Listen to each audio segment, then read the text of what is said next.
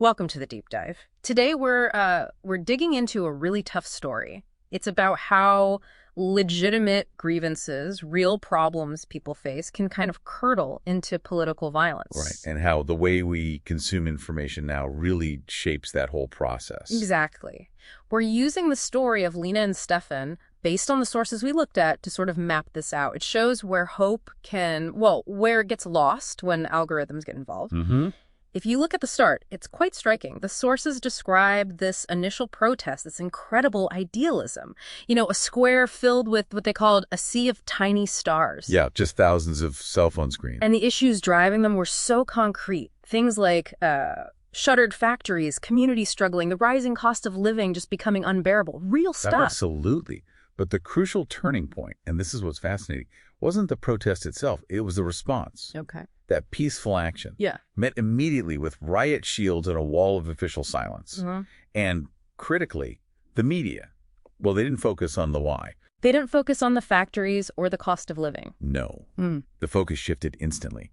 They amplified the angriest faces, the most provocative signs. They took that real desperation and framed it simply as disruption. Okay, so why? Why jump straight to the anger, the disruption? Seems like that just pours fuel on the fire. Well, it comes down to engagement, really. Conflict sells. Stability, nuanced discussion. It just doesn't drive clicks or views in the same way. That makes cynical kind of sense, I guess. And that framing had immediate consequences right there in the square. The first stone gets thrown. Yeah. Maybe out of frustration, who knows? And the police response is swift.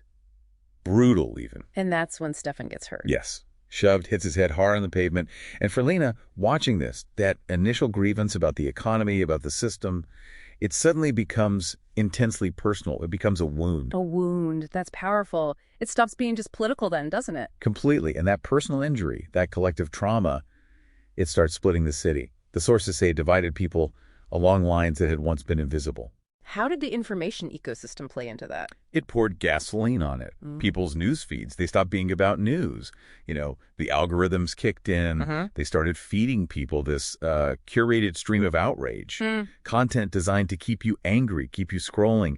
It constantly reinforced the idea that the other side wasn't just mistaken. But they were actively malicious, malevolent even. Exactly. Malevolent. And that creates this awful feedback loop, right?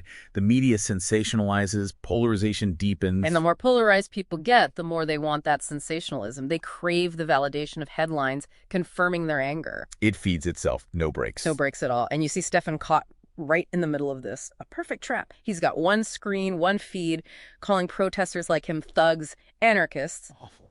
But then his other feed, his own bubble, is screaming that the police are fascists, the government's a criminal regime. Just extreme labels everywhere. And his realization is heartbreaking. He says something like, they don't see us. They just see a monster to fight.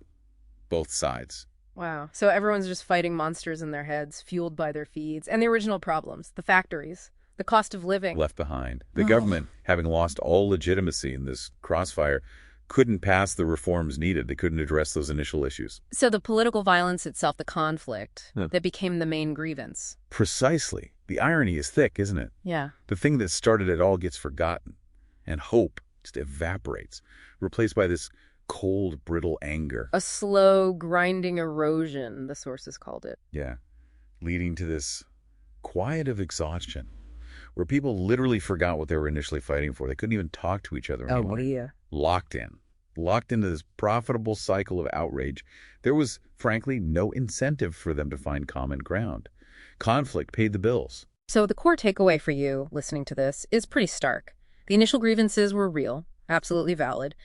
But the way we consume information, this highly tailored, outrage-driven system, it actually destroyed the space needed to solve those real problems. Which leads us with a really unsettling question, I think.